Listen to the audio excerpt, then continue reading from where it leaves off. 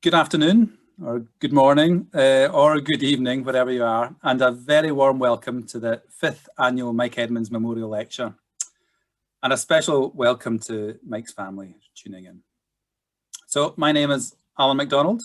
I work at the British Geological Survey, and I'm a former colleague of Mike's with a shared interest in groundwater recharge, Africa, and also the Outer Hebrides, which Mike loved, and where my wife was from.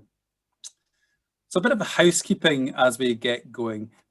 Just keep your video off and your microphone off. It should be done automatically for you, but if not, just keep that off during the presentation. Today is being recorded as well, and there's other information in the chat, particularly about asking questions.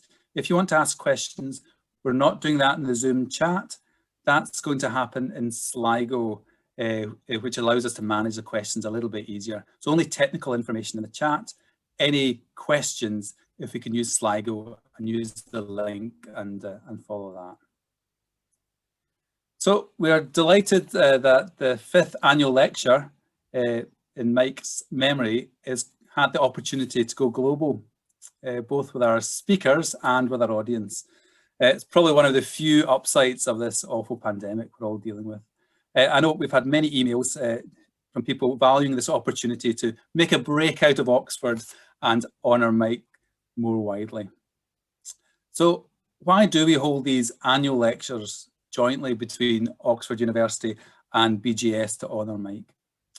Well, Mike Edmunds worked at BGS for much of his career until he retired, and then he joined Oxford and carried on and extended his work and his scientific contribution. His science was outstanding. I mean, he pioneered modern high geochemistry methods at BGS, setting up a lot of the labs. He led many UK and international projects on water quality, groundwater processes, groundwater recharge, and he won several distinguished medals. He was one of the earliest geoscientists to use environmental tracers to examine groundwater recharge rates and processes in arid areas. And then at Oxford, he helped to set up the prestigious Water Management Masters Programme, and he continued to work with and research with many collaborators throughout the world. So a great scientific legacy. However, it's probably more for his warmth and generosity of spirit that we actually honour him like this, because Mike was a true collaborator. He was a real encourager of scientists, whether they were young or whether they're old, and that was right through his life. And there's many of us here that are part of that legacy that he left. An example of that is that we're really pleased just last week to publish in Mike's honour an overview of groundwater recharge for Africa. It was a project that 10 of us started with Mike in 2013. The fact it took so long was actually my fault, so apologies for that. So the first 4 annual lectures that we've had, we sought out people to speak who knew Mike well and worked on subjects close to his heart. And this year we have a real treat in store for us for this 5th annual lecture. We've got Professor Cheikh B from Senegal, who is one of Mike's oldest scientific collaborators and friends. And he's going to talk to us on a record of groundwater recharge and environmental change in Senegal. After that, there'll be a panel discussion with 3 excellent panelists, all involved in groundwater research in Africa. We have Olago from University of Nairobi. We have Chikondi Shaba from the Chancellor's College in Malawi, and Robinah Kulabako from Makerere University. And Richard Taylor from UCL is going to try and keep them all in line as he chairs that discussion. So the panel are going to reflect on Cheikh's talk, and then they'll be joined by Cheikh to answer your questions on all things groundwater and Africa related. So as I've said, we'll be gathering these questions on Sligo. So the link should be in the chat. Use that for any of the questions, and we're looking forward to your questions. So Cheikh is going to talk live to us, but as an insurance against the vagaries of internet connections, we've also got a pre-recorded version of his talk. So I hope if things go wrong with the internet, you'll be patient with us and we'll get things back online as soon as we can. So Professor Cheikh B began his career in 1977 at the Geology Department of the University of Dakar in Senegal. where he started off as an assistant attaché and ended up as full professor of exceptional class at the time of his retirement in 2015. Cheikh has directed a phenomenal 50 PhD theses, and he's published 200 papers, as well as having a spell of 7 years at the IAEA at Vienna. He was elected as a full member of the National Academy of Sciences and Technology for Senegal in 2010. And after finishing at the university, then became Director General of Research at Senegal's Ministry of Higher Education and Research. Cheikh first met Mike in 1985 in Cambridge, and there started 30 years of friendship and collaboration. And he's going to talk more about that just now. So, Professor Gaye, you have been an outstanding ambassador for Groundwater and a great friend and colleague of Mike's.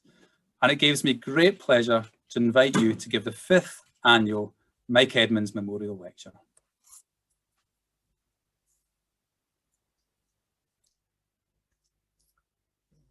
Thank you, Alan.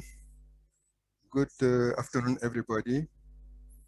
It's really a great pleasure for me and a lot of emotion to do this lecture. I will be talking about the unsaturated zone. As you rightly mentioned, it was in the heart of Mike's work, how to deal with recharge in arid and semi-arid areas where recharge problems are very difficult and did not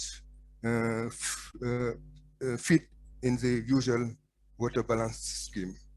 So Mike introduced this notion of traces to use it. So then you understand why my talk will be on the unsaturated zone, a record of groundwater recharge and environmental change in Senegal. Next slide, please. The outline of my talk will be a kind of journey, as Alan mentioned.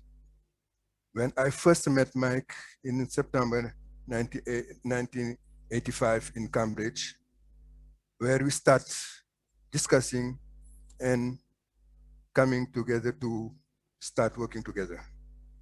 And this work was done mainly in Louga, my own town, my hometown actually, where we did a lot of investigation, gathering a lot of results, and also welcoming scientists from all over the world.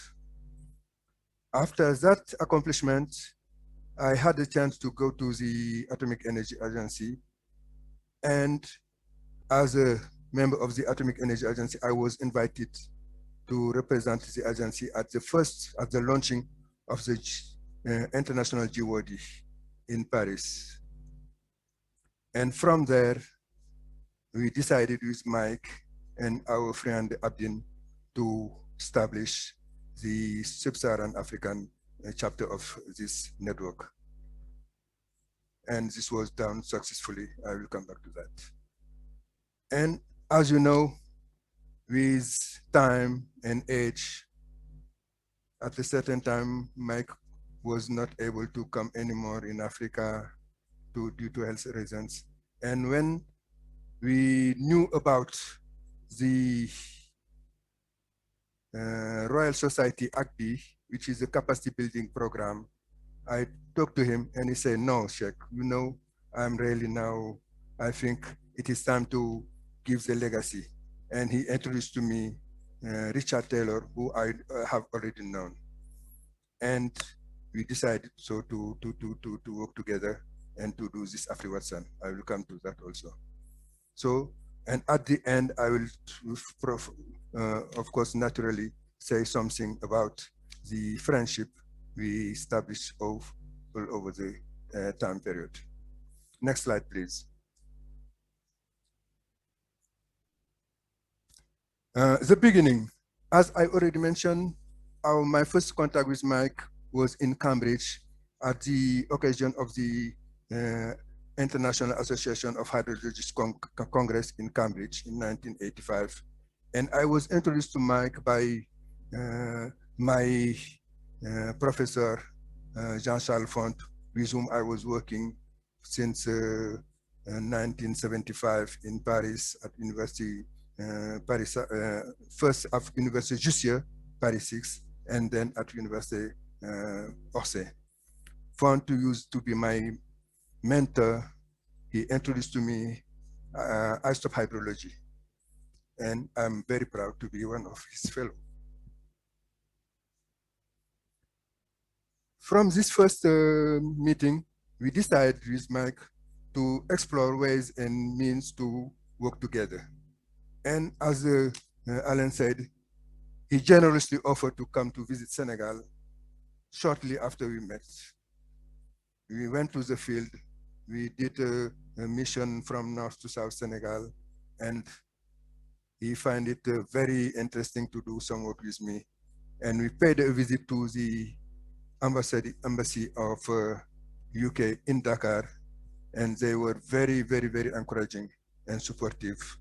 And this assists us to submit a project to the Overseas Development Administration that was funded. So we were able to conduct research in Senegal together with the British Geological Survey represented by Mike, University of Dakar, and University of Paris Sud. And the main objective of this work was to develop a simple but yet powerful method for estimating current recharge and recharge stories using traces, as Mike has already experienced elsewhere in Africa, particularly in Sudan. Next slide, please. We talked about the unsaturated zone. Let me just fix things for our colleagues and friends maybe who are not very familiar with hydrogeology. We call unsaturated zone this portion of the subsurface above the water table where not all the pore waters are filled in water. Just to explain it simply, when you drill a borehole or dig a well, you start having dry sediments. And when you deepen your wells, the moisture of your sediment become to be more and more wet. And at the end of the day, when you reach the water table, you will have all the pores that are filled with water. So you can imagine the importance of the unsaturated zone where the water goes through to reach the aquifer. And during this time, you will have different aspects of things. You will have evaporation, you will have the roots of trees taking water, taking solutes, and so and so. Therefore, the unsaturated zone plays a very important role, as well as for the recharge, how water we reach the aquifer system to be in place, to put in place the reserves, and also on the acquisition of the water quality. So this is really a very important and a very strong subject. Next slide, please. Just to come a little bit on what I have already said, the use of the unsaturated zone for environmental studies in arid and semi-arid areas are multiple. You can, as I already mentioned, estimate recharge, doing the so-called balance between the solute in the rain and the solute in your soil. You can also investigate climate change and climate recharge. You can do basic baseline chemistry. You can have information on land use change, depending on the vegetation in place, on deforestation. You will have changes in recharge, which is very important. You can also explore human impacts and contamination. And I'm very glad to see that during our work with Mike, we didn't touch this aspect, but in the Africa, this is at the heart of one of our programs. And also you can investigate water interaction, see how water is getting and losing solutes all through the the way to the water table. Next slide, please. Next, please. Okay, our work was carried out in Senegal, in northern Senegal, particularly in Louga, which is located just northwest of Senegal, which is my own town. As you see in this map, Senegal lies on the western margin of the Sahel, between an arid north and humid tropical south. And Senegal is the most western part of Africa.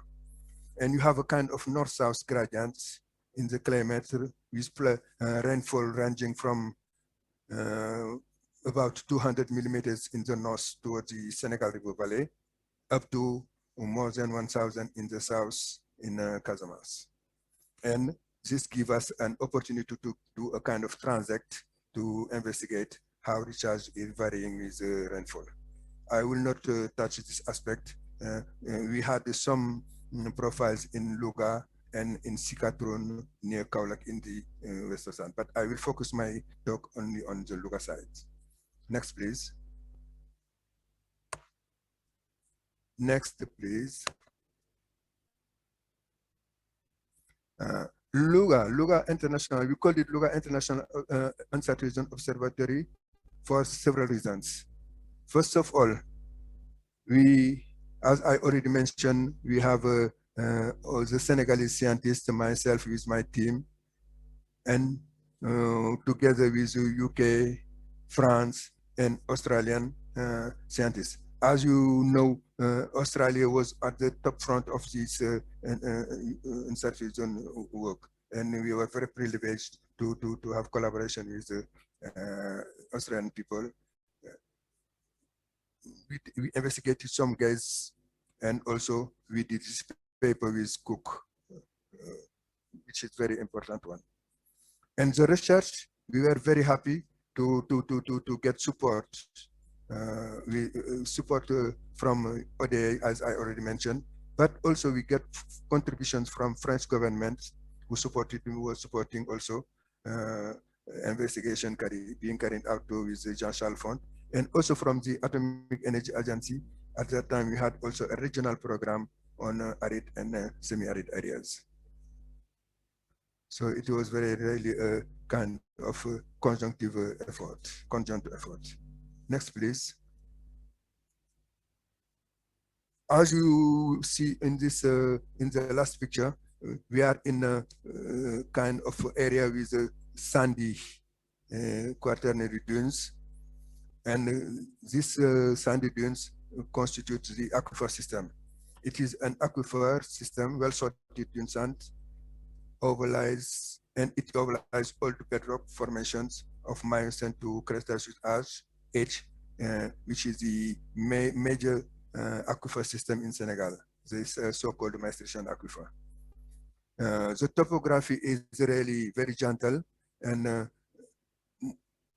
very few or little evidence of surface runoff. All the water that falls infiltrate. The vegetation is usually very sparse, and with some acacia trees, and the main activity was groundnut cultivation. This aquifer system on the whole area was exploited at that time at around 3.2 million cubic meters per day. So you see, it was an important contribution to the water use in the area. Next slide, please. What is interesting is that at that time, when we were carrying this investigation, it was during we were at the heart of the Sahaelian drought, which was marked by a substantial decline in rainfall over nearly 30 years. And as you will see on the top of the first diagram, the rainfall was above the mean annual average, long-term mean annual average. And this was a, excuse me, sorry.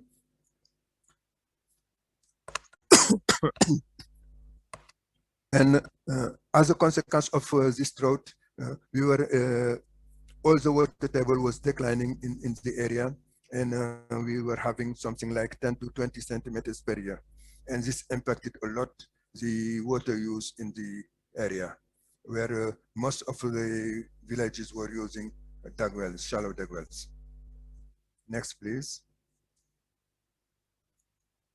So the investigation we carried out in Luga, as I said, it consisted mainly to explore the Unsaturated Zone. To explore the Unsaturated Zone, you have to do two things. You have to drill, to collect samples, and these samples you will extract their moisture content, so see what is their content, and then from the pore water you do your chemical analysis. In order to access the samples, you have different techniques. You can drill using machines. You can drill using but in this investigation, most of our drilling was done using a sample, an hand auger made by Domo, which was a very light auger, and we were able to do profiles up to 35 meters in a very short period of time with a limited team, maximum 4 persons.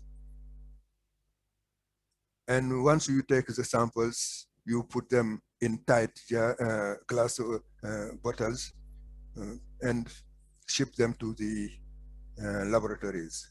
We used 2 laboratories, one our own laboratory in Senegal, which was just starting, and also we use the laboratory facilities in Wallingford. And we were lucky at that time. It was during the so-called Malwin or Malwin war between the UK and Argentina. And the Royal Air Force planes were making stopover in Dakar on their way to this area. And we could use this opportunity to ship our samples to UK. And we are very grateful to the embassy, UK embassy, for facilitating all our work. Next, please.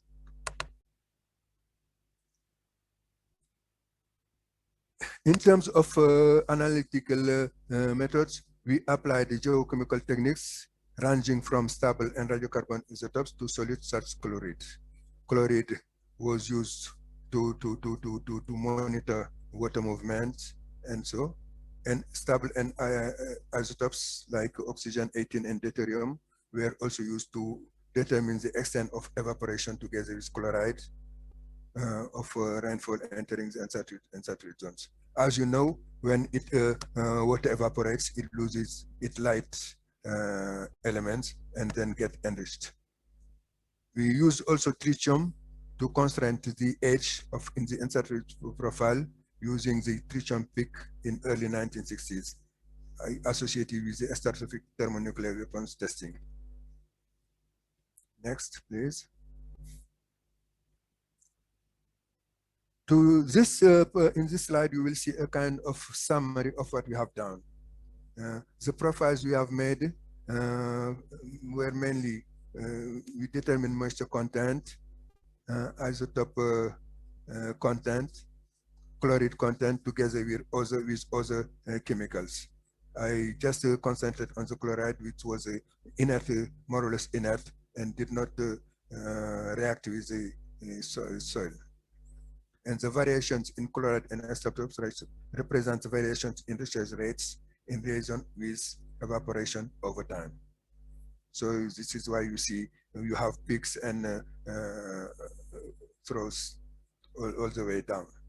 You have on the top of the moisture content, for instance, you see it is very dry in the top, and then it become more and more wetter until we reach the water table with some changes, which is reflected also on the profiles, as you will see. For instance, if you look at the moisture content and the chloride content, you will observe that when you have high moisture, you will have less chloride. The scale for chloride, for instance, is from 0 to 100. and you see that we are going down. And in the tritium peak, you see that at around 12 meters, we also observe the kind of peak you were mentioning, which means that water that infiltrated in 1960 did not yet reach this deep aquifer system, assuming that we have a kind of piston flow, and that after each rain pulse, water enter the system, but do not go deep to reach the water table. Next, please. Using this Luga 18 profile, which is was the most the deepest one, and assuming that we have knowing the chloride content in the rain, which we determined using an average for 3 years investigation, making the mean value of chloride in the profile, it was possible to calculate the recharge, and using these values as mentioned in the bottom of the slide, we calculated a mean annual recharge of around 34 millimeters per year. And as Alan was mentioning, they recently made some calculation using different values, and this recharge rate is higher than what they have found. But this is not surprising, because even if you take a very homogeneous place in using the profiles, you will have a big variability due to the sediment content, if the soil is very homogeneous, or if you have some silt or clay lands. But anyway, this was very important at the time to find this, and it was published in this paper. Next slide, please. In this table, we just give a kind of summary of the most prominent.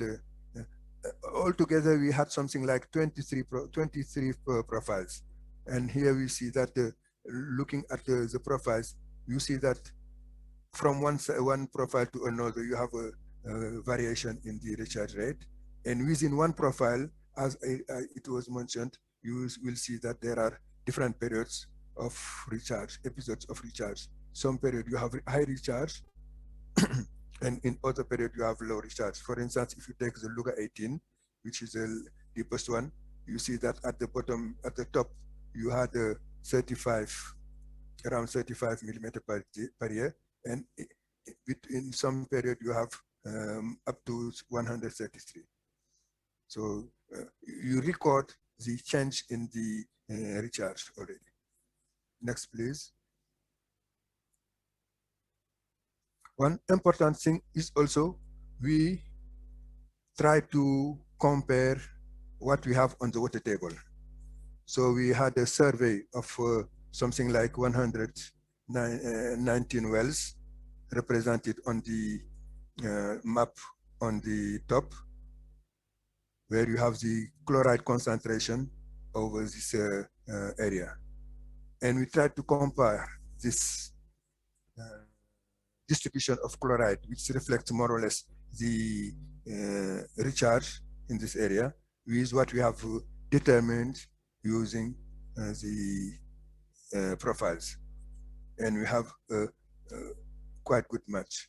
And this is interesting, and it gives confidence on using in such a kind of sediments the chloride concentration in the aquifer system at the water table to do your water balance. Of course, you have to be far from the sea in order to avoid the dry solids to come. Next, please. I have already talked about the tritium peak. As you see in this profile, we have the tritium peak at around 12 meters below surface, which means that assuming piston flow through this well-sorted sands with low content, moisture content, we had a kind of we modeled and get a recharge rate of 26 millimeters. And this was published in the compte rendu de l'Académie des Sciences with my colleague Arinosi. And this was part of the work carried out with the Atomic Energy Agency. And considering that the chloride is accumulating in the unsaturated zone, it is possible to constrain also age using chloride. And as you will see in the here we represent 75 years of storage in the unsaturated zone. And please, next slide. And in this next slide, you see the equation giving how we use how we calculated the age of the chlorides using chloride in pure water. You see the mass of chloride, which means the total mass of chloride in the unsaturated zone, using the density, and we integrate all the chloride in the profile, and we divide it by the total input of by rainfall, and this gives the timing. And using this modeling, it was possible to compare the profile in Luga, one profile in Luga with the rainfall, the chronicle of rainfall in this area dating from 1951 to 1996. And you will observe that where you have peaks in the chloride correspond with low rainfall, and where you have how to call it low tritium chloride content, it is high rainfall, and then it is possible to do this. Gives an idea of how the past climate is evolving through the unsaturated zone. And a paper was published with Cook in Water Research, giving this results. Next, please. The work we carried in Senegal has different components. We have the research investigation, but we have also capacity building and training. As I mentioned when we started this work, our laboratory in Dakar was very weak, if not inexistent. And I remember hiring a young student who just completed his master from the institute to start working with us. And he was paid by the project to build the laboratory. Now this gentleman has more than 30 years work in our laboratory, because he was appointed as a permanent staff.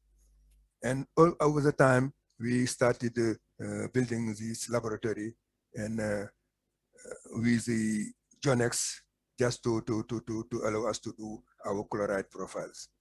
And we had also a kind of line for extracting moisture from using to do an isotope works. Now we have a fully equipped laboratory. In this program, also the training component was very important. We trained students to PhD level. We had one master was sent in Leeds, and we have also different several papers and communications in seminars and in congresses.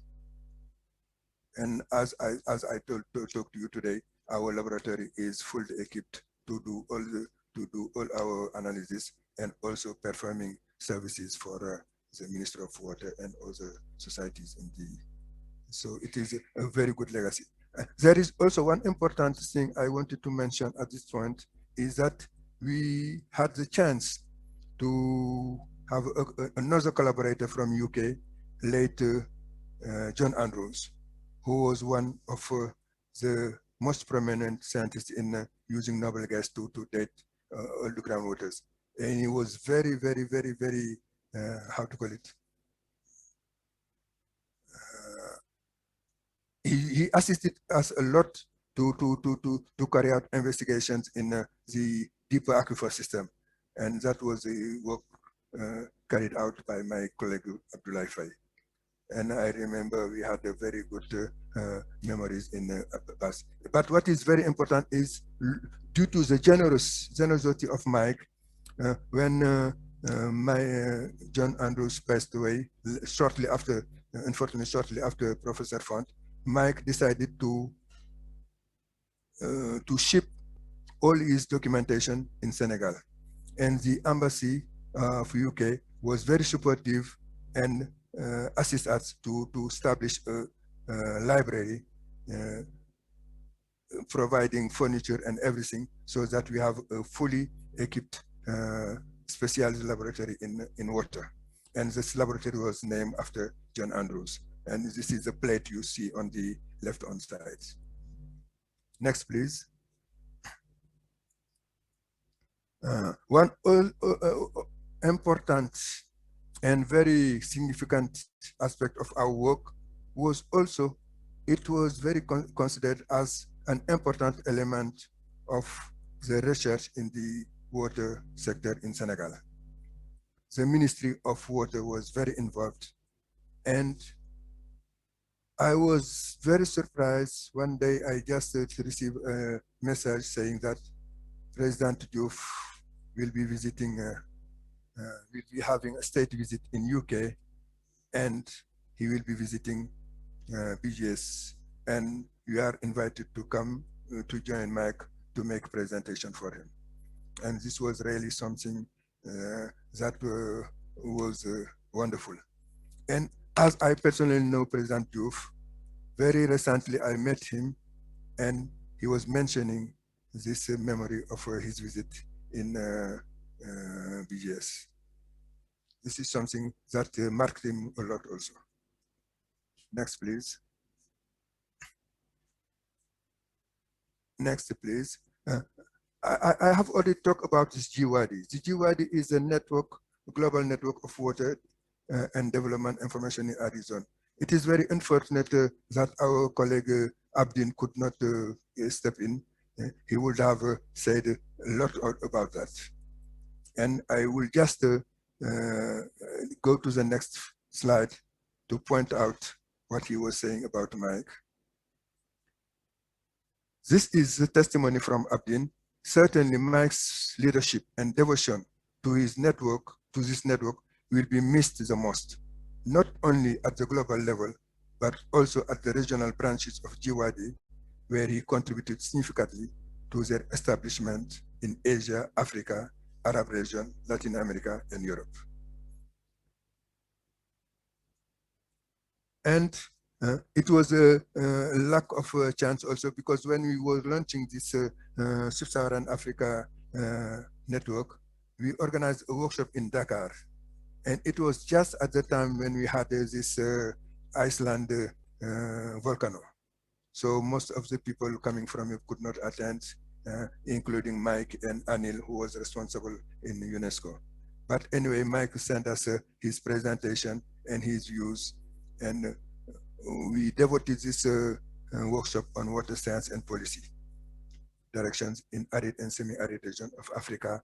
And as you will see, this was very at the heart of Mike's effort to really establish dialogue between science and policy, so that what scientists do be useful for the society. We go to the next, please. And I just to confirm that I just got Mike's words during his receiving the Menan's Awards medal. He said that as hydrogeologists, I think we are well placed to transfer good science to the needs of society. And he added, working now with colleagues across a wide field at Oxford University has opened new opportunities for teaching and for integrating our science into areas of water policy and better management of our valuable groundwater resources. And that is all, Mike. Next, please. After we have done all this, and as I mentioned, Mike decided to hand over to UCL. And we had this wonderful meeting. The last time indeed I met with Mike was in London in May 2014. We are here together with Richard, with Willy Burgess, and we spent a very wonderful day together. And that was just at the beginning of our collaboration with Richard. We were preparing the submission for this project. And on the down corner, you see the photo of the launching of this project in Dakar in 2014, I think. Was it? Richard, you can correct me anyway. And together with the ambassador of UK and the Minister of Water. And what I can say about Afri Watson is just a kind of, it's a 5-year research capacity strengthening project which seeks to sustain low-cost on-site water supplies and sanitation system in urban Africa. We had 3 sites, one in Senegal, which is a kind of mega city in the suburb of Dakar, one in Kisoro,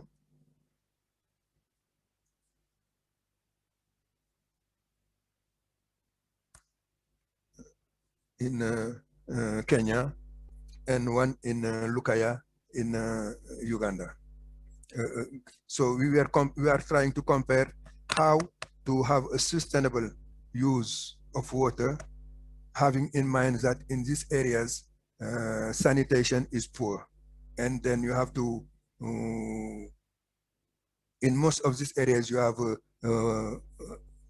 boreholes together with pit latrines, and you have to try to manage this carefully so that you do not pollute your water. And this is a very important program which is going on. We are now, we have still 1 year to go. Next, please. In this picture, you just see that in this program, we have a lot of capacity building also for students. We have PhD students from Senegal, from Kenya, from Uganda. We have technicians, and here we are doing some field work in Senegal together with Ambassador Hotskon. He was very delighted to spend this time with us. Next, please. Currently, we are doing monitoring in Unsaturated Zone monitoring in Dakar using an observatory established in Locum area in Chare, which includes monitoring soil moisture in response to rain events and effluent from septic tanks. So we investigate how water is moving from the septic tanks to the aquifer system through the Unsaturated Zone, and investigate. And this is very important and constitutes a big part of the thesis of Abdoulaye Bouy. You see the device sketch in the left-hand side, and in the right-hand side you see the picture. And what is important, next please. Next please. We had a chance to have a kind of a snapshot, because in 2020 we had an extreme rainfall season, where in one day we had something like 69 millimeters in very few time, with a peak of 43 millimeters per hour. This has resulted in a flooding in this area, in all the suburb, and as you can see in the picture. And the impact of this heavy rain has led to groundwater recharge, as you will see in the diagram, in the figure in the bottom, with a big rise observed in the piezometers we have installed there, where we have continuous monitoring of the water levels. And this is a direct, how to call it, consequence of the heavy rainfall level of groundwater rise. But we needed also to know what is happening in the unsaturated zone. Go to the next, please. We see on the top that the moisture content in the unsaturated zone gets, how to call it, water moves very fast in the unsaturated zone. And you see that we have, for instance, the peaks corresponding to the rainfall in red and at different depths. One is at 75 centimeters. We observed this peak. And as a consequence, also, we had a rise in the solute content of the pore water, as we indicated in the nitrate profile in the right-hand side and in the total organic in the left side. So we have episodic flushing of fecal contaminants from septic tanks to shallow groundwater. And this was really something which is very important in the observation. Next, please. I hope I have not been too long.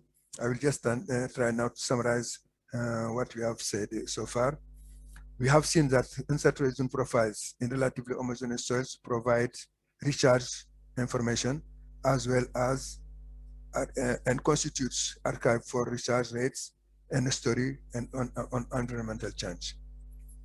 We have a point source information that can be used to scale up recharge and climate information to regional scales, refer to the spatial variability. It's a low-cost methodology that can be applied to other drylands to understand the story of groundwater recharge and climate variability in environments where observational records are often limited or inexistent. And as I mentioned, the research in the unsaturated zone of Senegal continues to better understand contaminant risk to urban groundwater. It is clear that my background on the unsaturated zone has led us to establish this observatory. And finally, next slide. I would like to conclude with the relationships we have established with Mike all over the years. We spend a lot of time together in the field. We spent time in the field. When we were in the field, we were having staying at my family house in Luga, where Mike was very familiar with my mom. When I was visiting Wallingford, I spent also a lot of time in with Mike's family. And on the left and on the right hand side, just Catherine may remember this picture where she was first attending her university. And I accompanied them to there. And on the left hand side, you have the photo of Mike with my daughters and my son. And every time I see this picture, I am full of emotion because two people very cheerful to me are missing in this picture. I say Mike and my daughter Ajara, my older daughter Ajara. And I will leave the last words to Paul, who very recently, during our exchange, sent me these words. I quote, "Your early visits to Blueberry are fondly remembered. I especially have good memories of playing Subuto with you on the kitchen table. Some of these early childhood memories I repeat and remember often. I wish to thank you very much for your attention and give my greetings and my respectful to Mike's family. Thank you very much."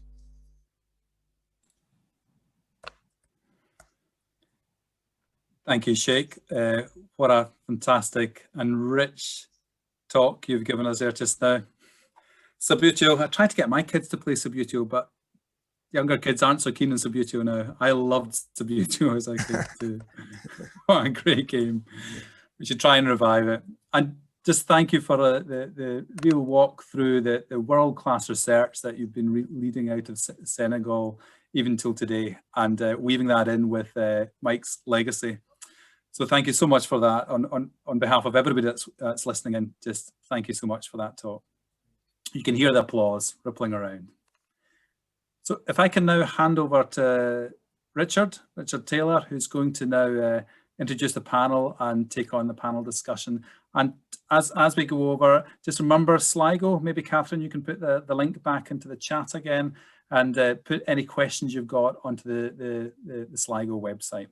Okay, Richard. Hello, everyone. Thanks again, Cheikh. That was great, spectacular. You covered a lot of ground, and of course, there is much more to that story, but that was great to get a sense of the work that you had done with Mike, and thank you for making the connection to the more current work that's being done under AfriWatsan. So, to those out there, my name is Richard Taylor, and I'm a professor of hydrogeology at UCL in London, here in the UK. And I'm also the lead principal investigator on the AfriWatsan project, which has just been mentioned by Professor Gaye, by Cheikh. I'm the chair, lucky me, of this panel discussion. We have three very distinguished people on the panel. We have Dr. Chikondi Shaba, who is the deputy head of chemistry at the Chancellor College in the University of Malawi. And she leads an initiative, Malawi Girls, to promote and inspire women to take up careers in science, technology, engineering, and mathematics. We also have Dr. Robinah Kulabako, the head of the Department of Civil and Environmental Engineering at Makerere University in Uganda, who in 2008 was the recipient of a presidential medal recognizing her achievements in research and also to the education of new scientists, and also in particularly those of women within Makerere University. And our third panelist is Professor Dan Olago, who is the director of the Institute for Climate Change and Adaptation at the University of Nairobi in Kenya. He's also the lead author of the Africa chapter of the upcoming 6th assessment of the IPCC. So, thank you all for panelists for joining us. And it was a very interesting and inspiring talk from Cheikh on what's been done in Senegal, and some of it with a wider application to West Africa. Perhaps one of the areas that I thought we could follow up on, which comes as a consequence of these Vedos zone profiles that were collected in Cheikh's hometown of Louga in Senegal, and in other areas as well, of course, is around what we would call the decadal scale climate variability and change that is observed in drylands. And I guess specifically in West Africa, I'm thinking of the Sahelian drought, which from the 1960s up into the 1990s. And maybe my first question to the panel is, how does this connect in East Africa? And maybe I'll start with Dan. So that's Professor Olago. So Dan, do you want to maybe speak a little bit to whether this is consistent, this sort of decadal scale climate variability in dryland environments in Kenya? And so I'll hand over to you now, Dan. Thank you, Richard, and thank you, Cheikh, for that very inspiring talk. And I think I want to start by saying that the kind of work that has been done in Senegal on the unsaturated zone really needs to be extended to other parts of the African continent, in the dryland areas in particular, because the dryland areas are becoming much more utilized by the populations there, and urban centers are coming up, and a lot of different land uses are also coming into play. And it would be very, very critical to have these kinds of records that can indicate to us the issues that could be related, for example, to human impacts on the environment. Now, in Eastern Africa, we have good records that indicate to us that we do have indeed interdecadal variability. And most of these records basically come from analysis of lake sediments. But these, of course, can be inferred to dryland areas as well. And much of the work that has been done on the long term has been focused within the dryland areas, has also focused on geomorphological signatures that indicate to us the changes that have been occurring. I think it's important to point out that recharge in these areas it basically happens at various timescales. We have the precessional timescales, millennial timescales, centennial, multi-decadal, interdecadal, seasonal, interannual, and also, as Cheikh mentioned, heavy rain events that may occur within a day or within an hour. And these particular records tell us that there's a lot of variability that happens in these different areas over different timescales. And all of them have various implications for recharge. But if we look, for example, at the Naivasha record that covers about 1,000 years, which some work that was done by Dirk Schuren in around 2000, is that there's a very strong, there's a cadence between, wet periods and dry periods. And those are also associated. Oh, mute. I don't know what happened there. So during wet periods, we have, they're basically periods of prosperity, and there's a lot happening. And then during the dry periods, there's a lot of, distress in those different communities.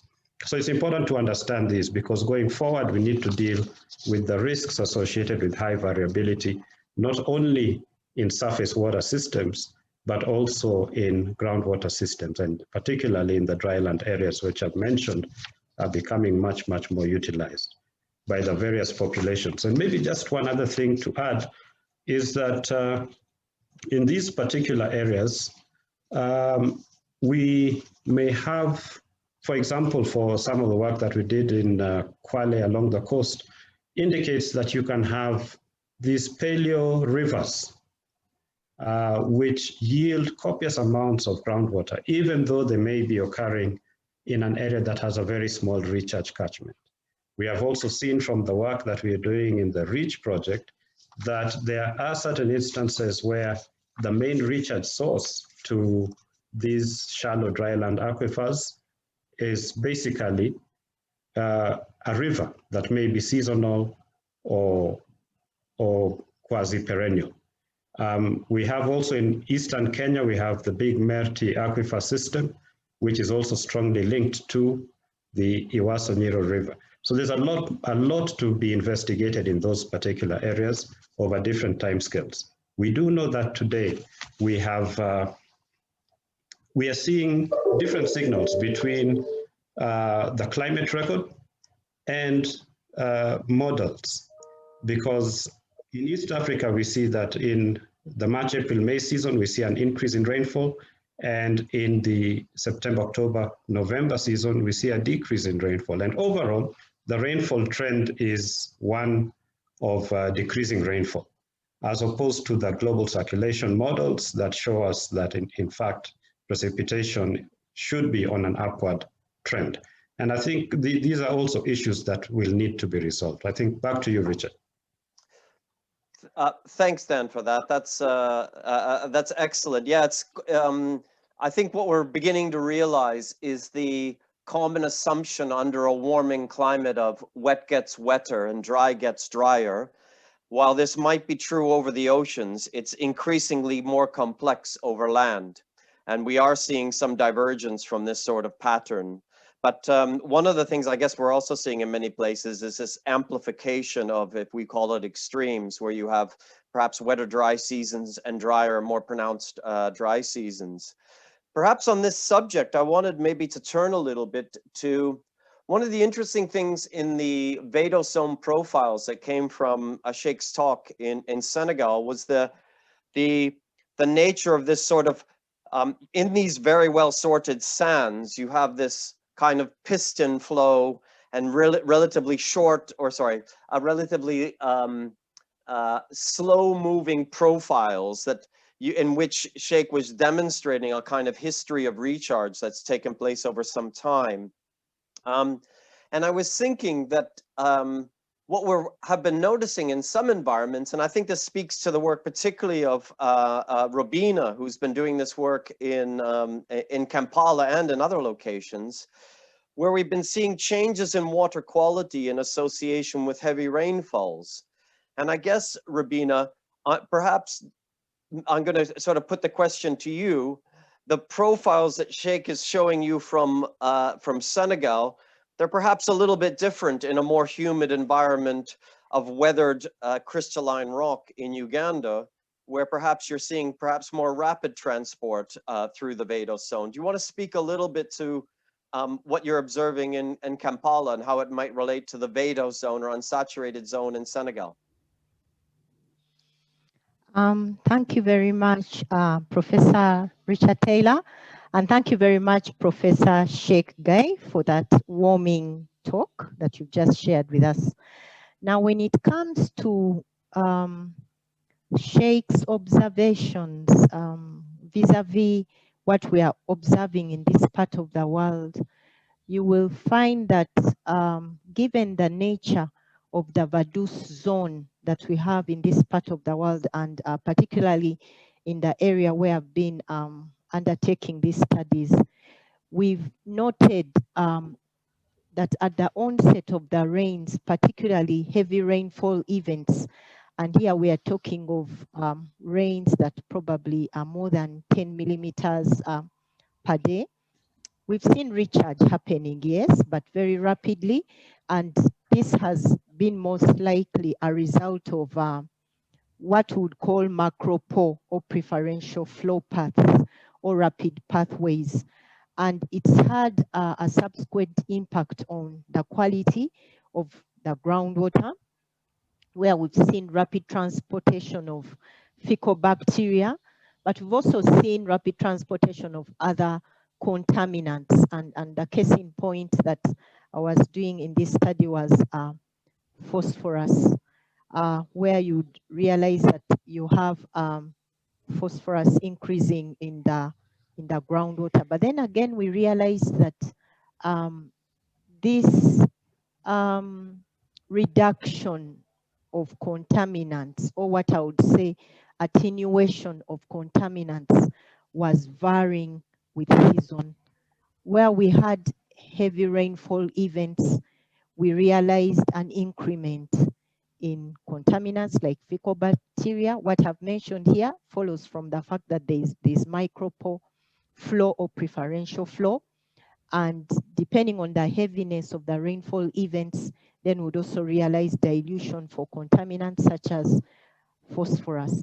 And then in cases where the unsaturated zone was such that we didn't have the kind that Cheikh has presented, the sand, well mixed matrix flow, but then we have this unsaturated zone material that is relatively impermeable, then you would find that instead we would end up having flooding. Okay, well, the infiltration or recharge would be very minimal, and then would end up having flooding in the area, and subsequently as the floods recede, then at one point we realize an increment in some of these contaminants. An example in point would be like the nitrates. At the onset of the rains, then you would realize that, okay, we have totokedyl nitrogen, but as we progress on, then we realize very high increments in nitrates with time. So to get back to what Cheikh presented to us, I would say that, well, we also need to undertake more investigations to appreciate that it may not be as easy as uplifting what Cheikh has presented to us, and then we bring and more or less replace what we have in this part of the world. I would say that we would need specific studies, actually, specific studies depending on the area that one is working in and investigating, so that at the end of the day, we can be in a position to say that, okay, where you have this withered rock environment, saprolites, it's likely that you will come across rapid pathways or macro power flow or preferential flow. And in the event that you have heavy rainfall events, then the quality of the groundwater is likely to be more or less degraded, especially if you have your land use in such a way that the anthropogenic activities, poor waste disposal, for example, or ill disposal of solid waste, or these kinds of surface contaminants. Yes, so thanks, Robinah. That's great. Yeah, no, that's great. Thank you for that. I guess what it's attesting to is the importance of geology and understanding the geology. So where archives are possible. The other thing that Dan highlighted earlier, of course, is just the incredible value of these archives because of our kind of often limited understanding of what the historical climate variability has been in drylands and our importance of those records for trying to look forward.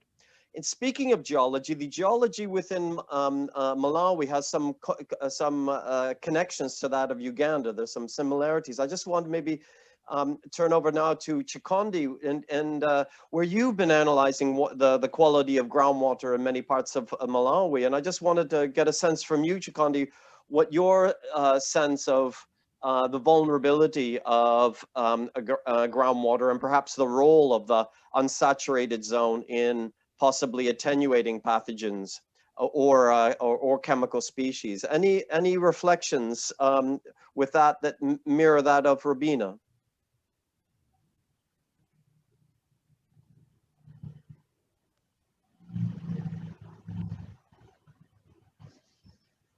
Richard, the question is to me? Oh, sorry, it's for Chikondi. Richard? Sorry, I was asking Chikondi, sorry, that about the, sorry, maybe there was a misunderstanding there. So Chikondi, have you seen, what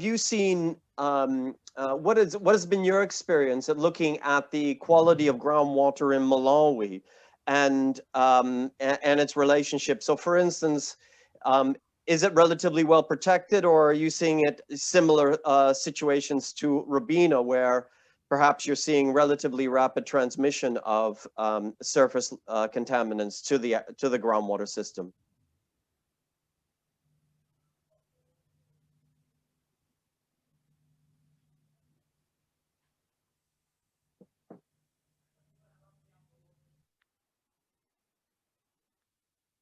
Okay, Chikondi, I don't know if how your connection is going at the moment. I can't hear you. Right, while we can get back to Chikondi in a moment, I'll now hear from Alan. Can you let us know whether there's any questions from the floor that either put to Cheikh or to one of the other panelists? Okay, thanks, Richard. Questions are beginning to come into Sligo. Please put more in as we go along. There's one that's been asked, I think, quite an important one, asking about how land use changes will affect groundwater recharge. So I think it's quite a good one. And another one really looking at what some of the sources of nitrate might be. Are they anthropogenic versus natural? So some two quite interesting hydrogeological questions. Thanks, Alan. Thanks, Alan. Chikondi, are you back with us now? I'm back. The lights had gone off and they're back on. Yeah, sorry for that. No problem. Do you need me to repeat the question, or are you familiar with what you were asked? If you could repeat it, please. Yeah, I was trying, in light of what we've seen from Cheikh's work in Senegal, where there's these really thick unsaturated zone profiles where you have water moving slowly via, the kind of piston flow through the Untitled zone. And then we've heard from Robinah in a much more humid environment and a different geology critically of weathered crystalline rocks. And I realize that geology is a bit more consistent with what you have in Malawi. I was just wondering whether you have a similar experience to Robinah around, because you have been assessing the quality of groundwater in many parts of Malawi, what your experience is with how vulnerable perhaps groundwater is to contamination, and whether you've been able to fingerprint any possible sources, for instance, that may be contributing to that contamination, to kind of follow up on a question asked just now through Alan. So Chikondi, do you want to respond to that? I can respond more on the water quality, but I'm not so well versed with issues to do with geology. I'd have to work with geologists on that. But then we can, of course, point to human practices when it's about farming, and you still fertilize when the soil already has all those nutrients, the nitrates and the like. So you're adding more than you need, and then that ends up going down into the unsaturated zone.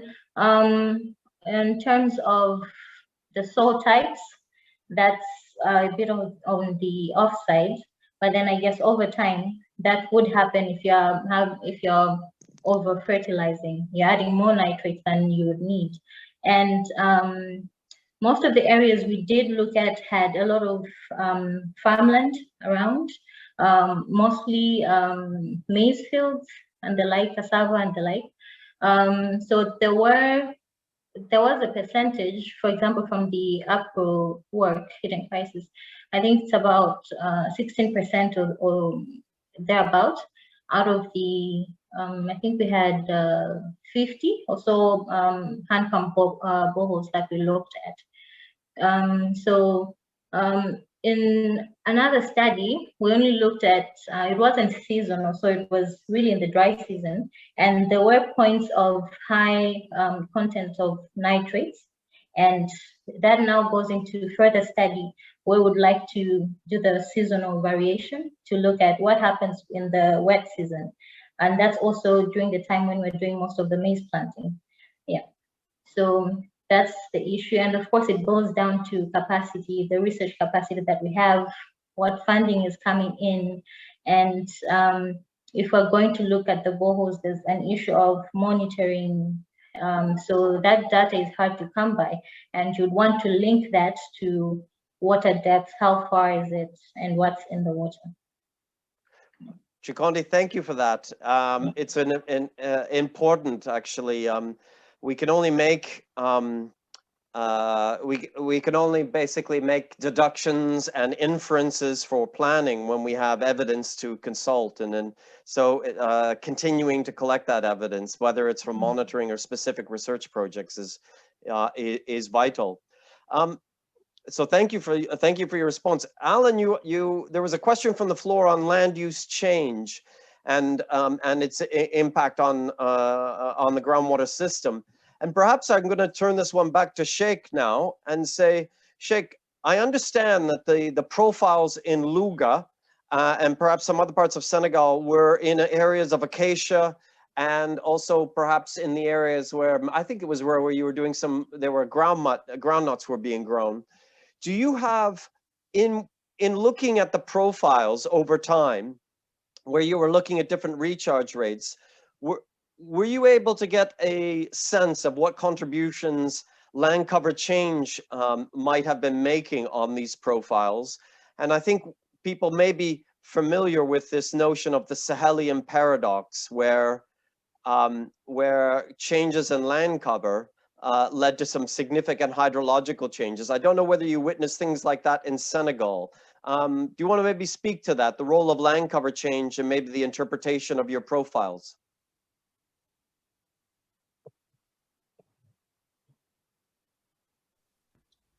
Thank you, Richard. Actually, in these profiles, we were already working in an area where the land cover was very sparse. So we could not see directly the change of recharge. But when we go to the nitrogen, we saw that we have high rates of nitrogen, which means that probably in certain period of time where it was wetter, you had more trees. And with the IRD people, we drilled some how to call it, profiles attaching to the how to call it, the nodules. You know, these plants are fixing nitrogen, and you find some very deep. At one profile, I think we reached something like 35 meters, where we found these nodules, which means in some periods probably where it was wetter, you could have more vegetation and more accumulation of nitrogen. And to touch on the question on the nitrate, this is very familiar in arid areas. We have this nitrogen rich water in Senegal. We have a paper. We have also in Southern Africa, Namibia, South Africa, with the work of how to call it again. So thanks, Cheikh. This speaks a bit in part to the question that came from the floor around the sources of nitrogen. So in the case you're speaking about, presumably we're speaking of essentially a nitrogen excess, nutrient excess that's unrelated to, say, human activity that might come from fecal sources and others. Whereas I believe when we shift that to Dakar, Cheikh, we're much more certain of that, of the source of nitrogen beneath Dakar, which I guess is more consistent with what Robinah was talking about in Kampala, but also perhaps slightly different from what Chikondi was speaking about from Malawi, where it appears more to be potentially associated with fertilizer application or potentially nutrient excess from that activity. I believe, in the interest perhaps of time, one of the other thoughts that I wanted to raise in part that comes out of the work, the talk from Cheikh, is the importance of long-term partnerships and capacity strengthening. And I maybe wanted to go back to the panel and think, I'm going to guess that Dan, Robinah, and Chikondi, you are all very busy people in the sense that, wouldn't it be nice if there were more of you to take the heavy load that you are no doubt bearing in each of your institutions with responsibilities around teaching, supervision, and completing research. I don't know when any of you sleep, actually, but I just wanted to speak a little bit about, it's obviously a theme that came from Cheikh, and whether you, and I'll start perhaps in reverse order, maybe with Chikondi first, and I don't know whether you wanted to speak partially about any of the capacity strengthening activities that are happening where you are, and if you want to have any reflections on the importance of perhaps long-term partnerships in developing those. So maybe we'll start with Chikondi. Could you speak to that question? Yes, I would speak for mostly the young researchers, and I'd like to make a small correction. I'm just Chikondi, and I'll be starting my doctorate later this year in Taiwan. So the problem that we mostly come across is the funding, where you have an idea and then to move on, for example, where you would want to make seasonal variations, you don't have that much to move on to.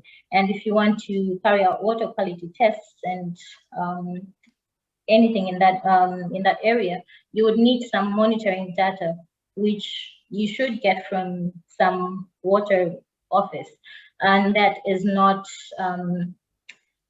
regular. So you would have bits and parts of it, and that makes it difficult to work with. And it's easier done when we have collaborations from other organizations, other universities. So that makes it easier for work with such collaborations. Then that work can be done. And of course, on issues with district profiling and having an inventory on water points, the boreholes, that would help a great deal. So with initiatives, okay, I'm still online. On initiatives, we'll have a group that's coming up, and RWSN, I think it's raw water, yes. where it's being led by Chikondi, where we're trying to get together so we can work on grants, and then we also have mentorship and the like from those who are already, professionals in the field, much more researchers. Yeah, so that's one of the initiatives that we have. Yeah. Okay, great. Thanks very much for that, Chikondi. Yeah. Robinah, do you want to maybe speak to some of the challenges you face, but maybe even tell us maybe even some successes that have been happening in terms of capacity strengthening at Makerere? Thank you very much. Yeah, I'll start with some of the successes. Like Chikondi has mentioned, you will find that there's a lot you'd be desirous of doing, but you are limited by funding. And as a government university or institution, the government always doesn't have sufficient funds to send to these research and higher education institutions to be able to procure, for example, the requisite equipment to enable the staff to undertake research at both undergraduate and research at graduate level. So you find that in our particular case, starting with the successes, we've had an opportunity to work, for example, with the University College of London, Professor Richard, where you are, we go back many years ago, since 1990s. We've had an opportunity to have collaborations with the Institute of Hydraulic, Water and Something Education, IHE in the Netherlands. We've worked with University of Bristol.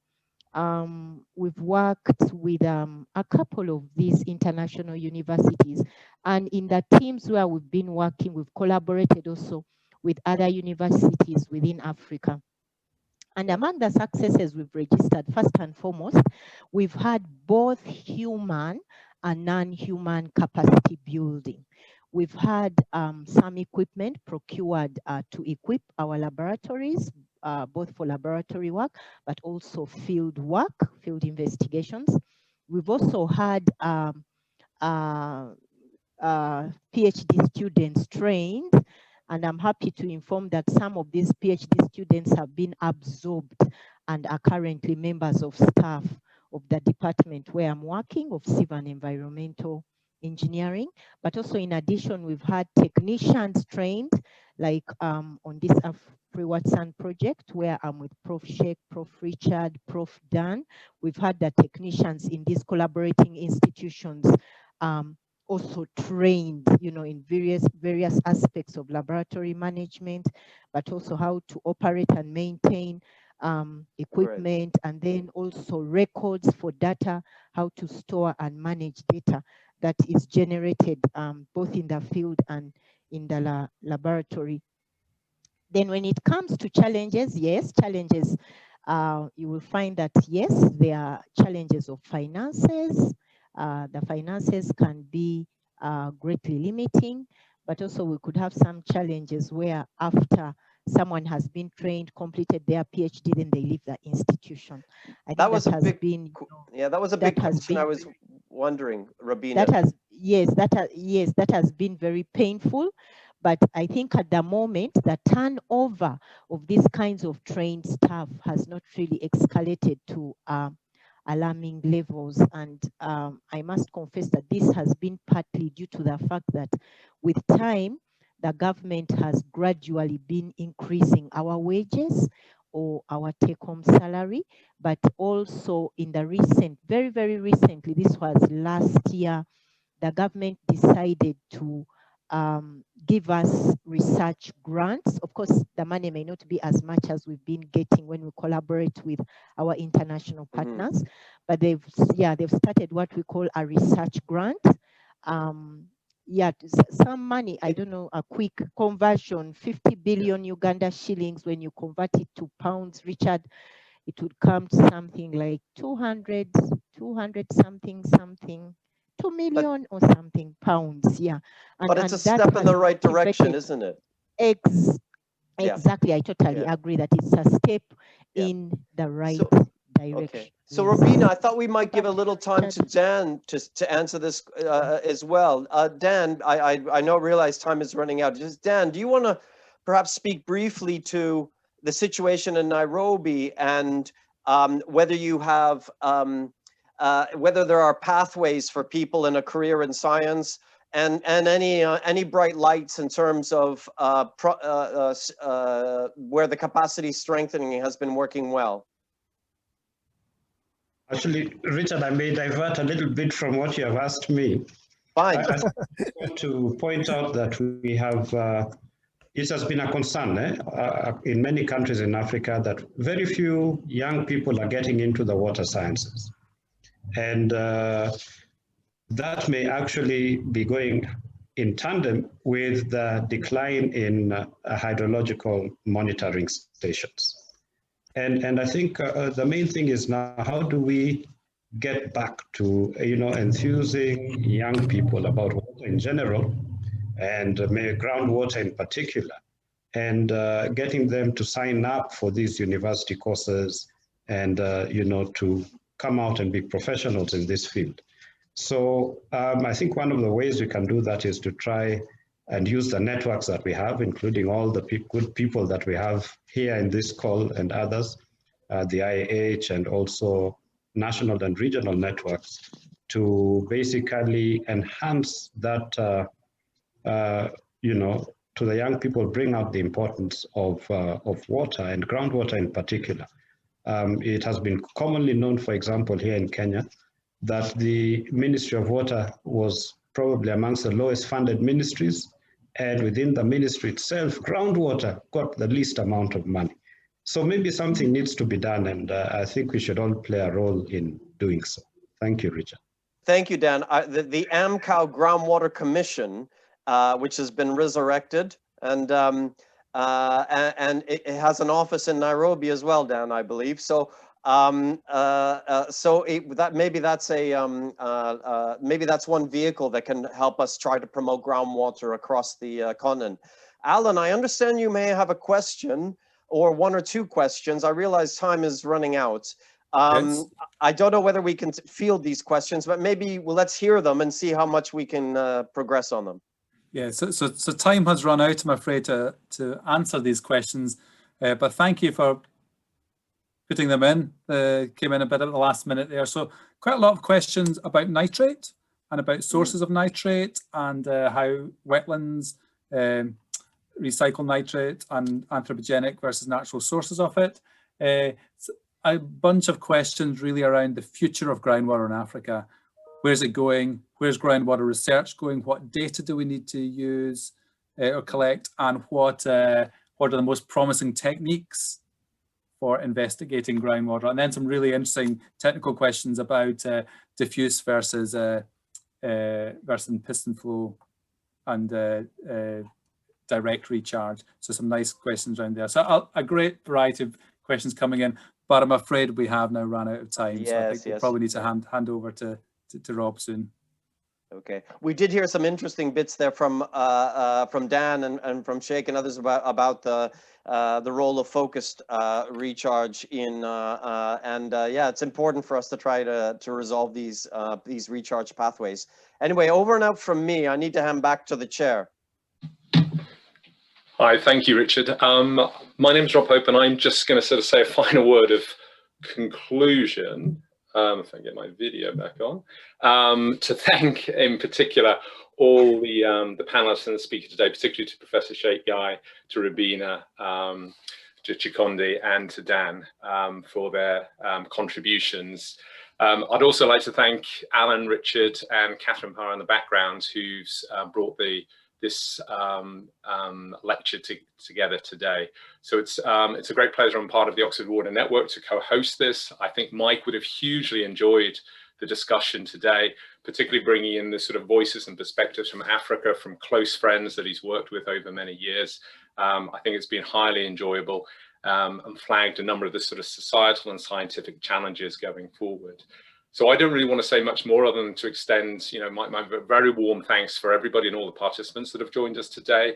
To make a note that normally we sort of have 60, 70 people joining us in Oxford. So today has been much higher numbers. It's been much more inclusive panel of people, which I think is excellent. So with the British Geological Survey, with Alan, we'll discuss how we may sort of go forward to sort of build on some of the successes from today, which has been fabulous. I know we've run out of time, so I'm not going to say anything more other than to say thank you again.